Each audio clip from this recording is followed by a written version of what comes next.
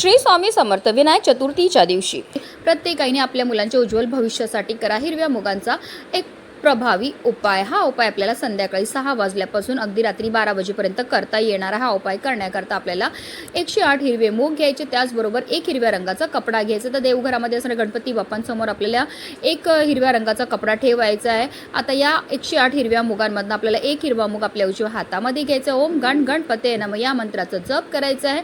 आपल्या मनातली इच्छा बोलून आपल्याला तो हिरवा मूग जो आहे तो हिरव्या रंगाच्या कपड्यावर ठेवायचा। अशा रीतीने आपल्याला 108 वेळा हे हिरवे मूग त्या कपड्यावर ठेवायचे। त्याची एक पोटली ही तयार करून घ्यायची।